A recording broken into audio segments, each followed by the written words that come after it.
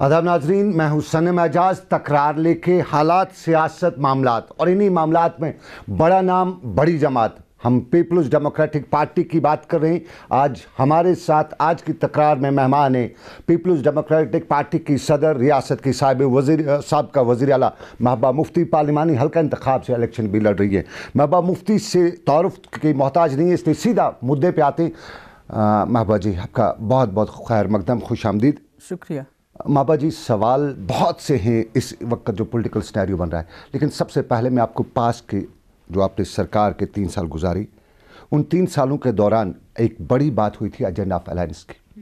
क्या हुआ agenda of alliance में? कोई काम हुआ था? देखिए, एजेंडा ऑफ अलायंस जो है, जो पीडीपी का बेसिक जो हमारा मुद्दा है, जो मकसद है, वो हमने तमाम चीज़ें एजेंडा ऑफ अलायंस में रखी थी। क्योंकि आपको मालूम है कश्मीर में हमें 25 सीटें मिली, जम्मू में 25 बीजेपी को मिली। और मुफ्ती साहब बार बार ये कहते थे कि हम तो जद्दोजहद कर रहे हैं और कुछ हासिल करने के लिए, मगर उससे पहले जो हमें मिला है, जो हमारी खुसूसी पोजीशन है, हमारा एजेंडा है, हमारा आइन है, हमारे स्पेशल स्टेट सब्जेक्ट राइट्स हैं, पहले हमें उनको सिक्योर करना चाहिए, उनकी हिफाजत करनी चाहिए। तो इसलिए जब बीजेपी के 25 मेंबर आ गए तो उस वक्त ये बड़ा सवालिया था कि बीजेपी पिछले 50-60 साल से 370 के ख़िलाफ़ है, तो किस तरह से इनका हाथ रोका जाए। तो फिर एजेंडा ऑफ अलायंस बना, जिसमें यह था कि आप 370 के साथ छेड़छाड़ नहीं करेंगे। और 2 साल में सरकार में रही बीजेपी के साथ, मैंने अदालत में भी लड़ा, मैंने बीजेपी की लीडरशिप के साथ भी लड़ा कि आप इसके साथ छेड़छाड़ नहीं करेंगे, और मैं कई हद तक कामयाब रही। अपने 2 साल में मैंने कोई छेड़छाड़ करने नहीं दी। इसके अलावा ये था डायलॉग की बात। डायलॉग के हवाले से आपको याद होगा इंटरलॉक्यूटर अपॉइंट किया गया दिनेश्वर शर्मा, पर हुर्रियत वालों ने बात नहीं की, वो और बात है। होम मिनिस्टर ने कई बार कहा मैं बातचीत के लिए तैयार हूँ, हुर्रियत वाले सामने नहीं आए, क्योंकि पाकिस्तान के साथ जो हमारे ताल्लुकात हैं वो कदरन काफ़ी ख़राब रहे, उसका असर जम्मू कश्मीर पे पड़ता है। इसी तरह से कई और चीज़ें जो थी जिन पे अमल नहीं हुआ, पर मैं कोशिश करती रही कि इस पे अमल होना चाहिए। जैसे पावर प्रोजेक्ट हमारे साथ, जब उमर साहब बीजेपी में मिनिस्टर थे तो उस वक्त फारूक अब्दुल्ला साहब यहाँ के चीफ मिनिस्टर थे। 7 पावर प्रोजेक्ट जो हमारे बन गए तो उन्होंने वो दिल्ली को बीजेपी के हवाले कर दिए। हमारी उनके साथ एक कमिटमेंट थी कि कम से कम 2 पावर प्रोजेक्ट हमें वापस देंगे, हुर्रियत के साथ डायलॉग करेंगे, पाकिस्तान के साथ डायलॉग करेंगे और नए रास्ते खोलेंगे, जैसे करगिल अस्करदू है, जम्मू सियालकोट है। तो ये हमारा अकीदा था कि जो मुफ्ती साहब ने 2 महीने लगाए एजेंडा ऑफ अलायंस बनाने में, कि जो हम कर रहे हैं ये बड़ी संजीदा कोशिश है हमारी। मगर कहीं ना कहीं ऐसा लगता है कि बीजेपी ने शायद ये सोचा कि शायद मुफ्ती साहब ने जो बात कही ये कोई खाली सरकार बनाने तक महदूद है। मगर मुफ्ती साहब अगर सरकार बनाना चाहते तो कांग्रेस के साथ भी बनाना चाहते थे। वो बहुत संजीदा थे मसले कश्मीर के हल के हवाले से, इसीलिए ये एजेंडा ऑफ अलायंस बना, जिसमें कदरन कुछ चीज़ें तो हुई पर बहुत सारी चीज़ें नहीं हुई। महबूबा जी, मुफ्ती साहब एक बड़े स्टालवार्ट मरहूम रहे हैं रियासत की सियासत में, उनकी सियासत पे कोई शक नहीं है। लेकिन आपसे थोड़ा सा जानना चाहिए, आपने जब आप चीफ मिनिस्टर यहाँ की आई तो ये जब मुफ्ती साहब का टेन्योर था, लोगों को लगा, कुछ पीडीपी के लोगों को लगा कि बीजेपी सिंसियर नहीं है। फिर आपको एक मौका मिला मरहूम मुफ्ती साहब की वफ़ात के बाद कि आप पुल बैक भी कर सकती थी, आपने उस वक्त क्यों नहीं किया? देखिए, अव्वल तो ये मुफ्ती साहब की एक कमिटमेंट थी, एक कन्विक्शन था कि जो वाजपेयी जी ने एक पॉलिटिकल प्रोसेस जम्मू कश्मीर में चलाया जिससे हालात ही तब्दील हो गए, जिसमें मुजफ्फराबाद रास्ता खोलने की बात जो है वाजपेयी जी से शुरू हुई थी। यहाँ जो हमने पोटा ख़त्म किया उस पर हमें पूरा सपोर्ट किया उस वक्त वाजपेयी जी ने। पाकिस्तान के साथ डायलॉग हुआ, हुर्रियत वालों के साथ डायलॉग हुआ, तो कहीं ना कहीं मुफ्ती साहब के जहन में वाजपेयी जी की वो छवि थी और वो समझते थे कि मोदी जी को बहुत बड़ा मैंडेट मिला है। इनको हिस्ट्री में एक सुनहरी मौका मुफ्ती साहब ने दिया कि आप जम्मू कश्मीर की जो मुश्किल है, जो यहाँ का मसला है, जवाहरलाल नेहरू से लेके इंदिरा जी हो, वाजपेयी जी हो, सबके लिए ये एक चैलेंज था कि अगर मोदी जी इसको हल कर पाएँ तो कहीं ना कहीं मुझे लगता है हिस्ट्री में उनका बहुत बड़ा नाम हो जाता। तो इसीलिए मुफ्ती साहब ने उनके साथ हाथ मिलाया। और उसके बाद जब वो दुनिया से चले गए तो उसके बाद मेरे पे ये बात आई। मैंने 3 महीने लगाए, इसलिए कि मैं चाहती थी कि पहले ये लोग कुछ करें, मुझे कुछ करके दिखाएं। जैसे एक पावर प्रोजेक्ट मुझे मिल जाए और टटू ग्राउंड से आर्मी निकले, अनंतनाग हाई ग्राउंड से आर्मी निकले, करगिल खैरबतुंग से आर्मी निकले, और भी 2-3 शर्तें मैंने रखी थी जो तकरीबन मानने के लिए वो तैयार हो गए थे, क्योंकि 3 महीने का अरसा मैंने लगाया। पर बदकिस्मती ये हो गई कि हमारी पार्टी के कुछ लोग मेरे पीठ पीछे वहाँ चले गए। उन्होंने बोला कि आप इसके पीछे क्यों पड़े हो, हमारे पास कई मेंबर हैं पीडीपी के जो पीडीपी पार्टी को छोड़ के सरकार बनाने के लिए तैयार हैं। अब मुझे सरकार बनाने से कोई गरज नहीं था, क्योंकि मैं कभी भी मैंने अपने आप को वज़ीर आला की कुर्सी पे कभी वो ख्वाब नहीं देखे कि मुझे वज़ीर आला बनना है।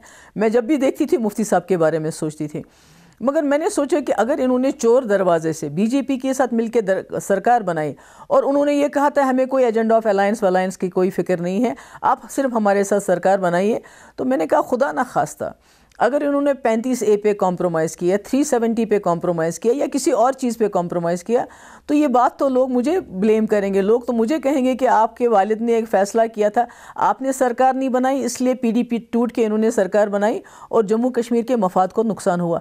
तो इसलिए मजबूरन उस वक्त आधे हाफ हार्टेडली मुझे वो सरकार बनानी पड़ी। 3 साल का टेन्योर आपका बीजेपी के साथ रहा, अप्रॉक्सीमेटली 3 साल का।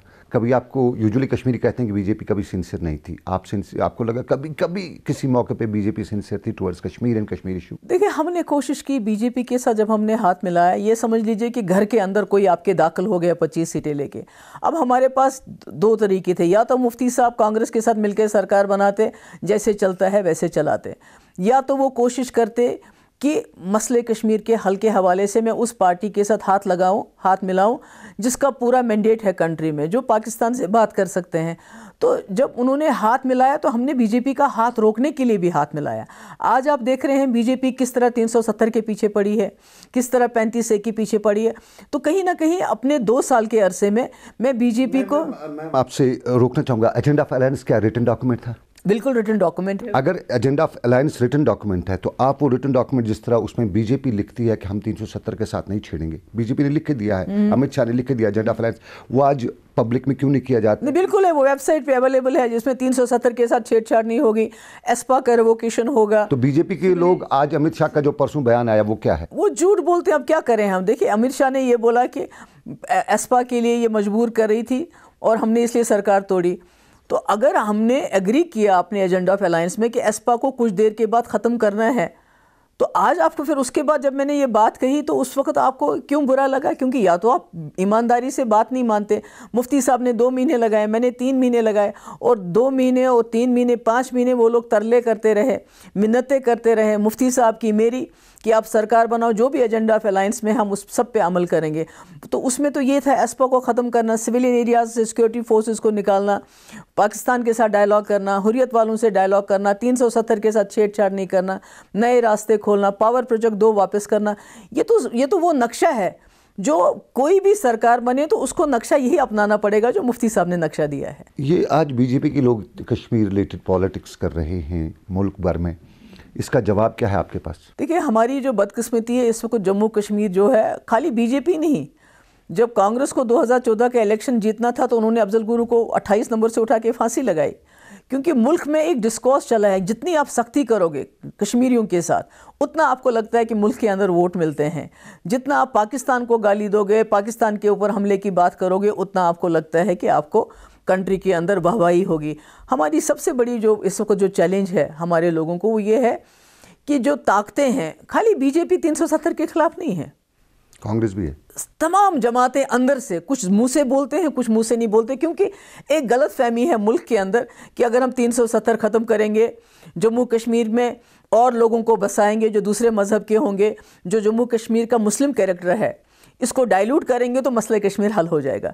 वो ये बात भूल जाते हैं कि हमारे यहाँ लाखों की तादाद में सिक्योरिटी फोर्सेस हैं। अगर किसी की प्रेजेंस से, ज़मीन के ऊपर रहने से जो मसला कश्मीर हल होता तो फिर 8-9 लाख फ़ौज हमारे यहाँ है, तो फिर उससे ज़्यादा ताकतवर तो कोई और ताकत नहीं हो सकती।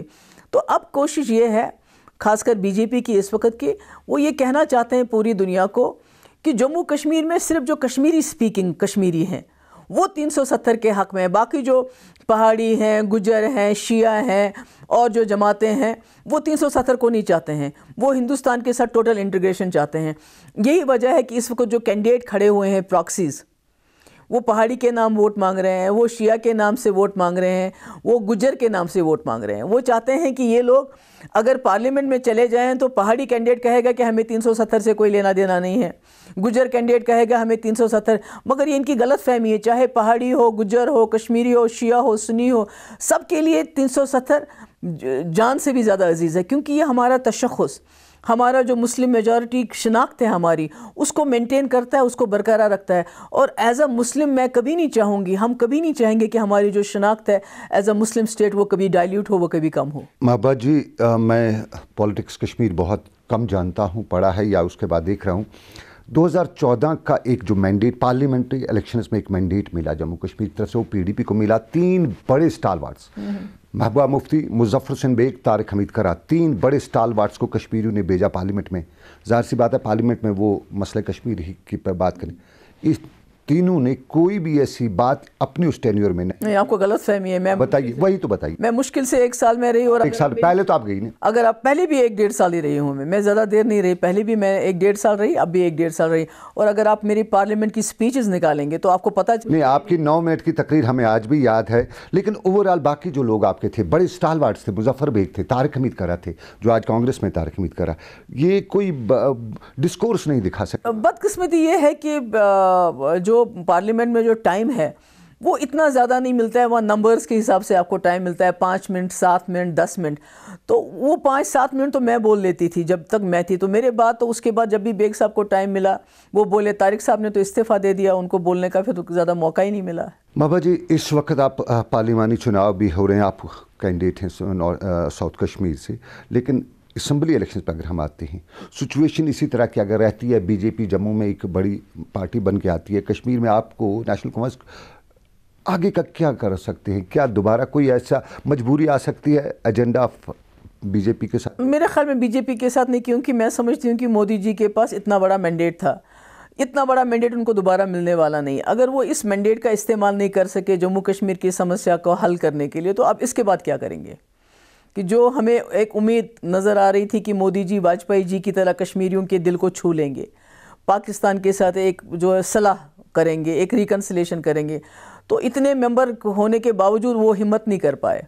तो अब तो मुझे नहीं लगता है कि बीजेपी के साथ कोई गठजोड़, मुझे नहीं लगता इतनी आसानी से जो है कोई भी दूसरी भी पार्टी जो है इस सिचुएशन में बीजेपी के साथ कभी चली जाएगी। लेकिन अगर ऐसी सिचुएशन बनती है, ऐसा फ्रैक्चर्ड मैंडेट आता है, तब क्या होगा? देखिए, मुझे डर है फ्रैक्चर्ड मैंडेट का, इसलिए क्योंकि बीजेपी भी चाहती है कि मैंडेट फ्रैक्चर, जैसे मैंने पहले भी कहा कि वो जम्मू कश्मीर में कश्मीरी जो है, जो मुस्लिम लोग हैं, चाहे लद्दाख में है, चाहे वो जम्मू में हो, करगिल में हो, राजौरी चिनाब वैली में हो या पीर पंचाल में हो, मुसलमानों को वो डिवाइड कर रहे हैं, गुजर नॉन गुजर में, कश्मीरी नॉन कश्मीरी में, शिया सुन्नी में, वहाबी सल्फ़ी में। तो दे आर क्रिएटिंग डिविजन्स कि ताकि हमारा वोट जो है वो डिवाइड हो जाए। पर मैं समझती हूँ कश्मीरी लोग जो हैं बहुत ही ज़्यादा समझदार हैं इस मामले में, वो इस बात को समझेंगे और इनकी इस जो कोशिश है उसको कामयाब होने नहीं देंगे। और न सिर्फ वो असेंबली के लिए तो निकलेंगे ही निकलेंगे, पर पार्लियामेंट के लिए, क्योंकि बीजेपी के एक और भी प्लानिंग है कि ये समझते हैं अगर यहाँ बाइकआउट हो तो अगर बाहर जो वोट डालते हैं, जो दूसरे वोट हैं, पंडित हैं, माइग्रेंट्स हैं, जो हमारे मुसलमान भी माइग्रेंट्स हैं, कश्मीरी पंडित भी माइग्रेंट्स हैं, ये उस पर बहुत डिपेंड कर रहे हैं। क्योंकि हर कॉन्स्टिट्यूंसी में 40-50-60 हज़ार वोट है जो माइग्रेंट्स का है, चाहे वो मुसलमान माइग्रेंट हो चाहे कश्मीरी पंडित माइग्रेंट हो, उस पर ये बहुत ज़्यादा डिपेंड कर रहे हैं कि यहाँ अगर बाइकआउट हो सकता है बाइकआउट कराने की कोशिश भी की जाए। तो मैं समझती हूँ कि जम्मू कश्मीर के लोगों को, बिलखुसूस कश्मीरियों को ये समझना चाहिए कि वो अपनी ताकत अपने हाथ से ना जाने दें। कहीं खुदा ना खास्ता अगर इस मखमसे में, इस जो हालात में बीजेपी के कैंडिडेट डायरेक्टली या इनडायरेक्टली उनकी प्रॉक्सीज कामयाब होती हैं, तो जम्मू कश्मीर को उससे बहुत ज़्यादा नुकसान होगा आगे आने वाले वक्त में। बाजी, हमें ब्रेक पे भी चलना है। ब्रेक से पहले मैं आपसे एक सवाल जानना चाहूँगा। आप officially as a ex former chief minister और एज ए पीडीपी प्रेसिडेंट ये बता रही हैं कि यहाँ बाइकआउट की कोशिश कराई जाएगी, क्या सरकारी सतह भी कोशिश हो सकती है? मैं कितनी खुशी होगी इनको कि अगर बाइकआउट हो तो जो इस किस्म की जो मेंटालिटी रखते हैं तो उनको उसमें जो है अच्छा लगेगा। और अगर जहाँ हो भी, बहुत से तरीके होते हैं खुदा ना खास्ता कहीं इस किस्म के हालात बनाने का जिससे बाइकआउट होता है। चलिए महबूबा मुफ्ती जी, मेरे प्रोग्राम में आप हमारी आज की तकरार में हम वापस आएंगे। एक छोटा सा तजारती वक्फा, ब्रेक के बाद वापस मिलेंगे। महबूबा मुफ्ती हमारे आज की तकरार के मेहमान, और बात हो रही है जम्मू कश्मीर से लेकर मुल्क की सियासत पे, मुद्दों पे बात हो रही है। बहुत बहुत शुक्रिया। पहले एक छोटा सा तजारती वक्फा।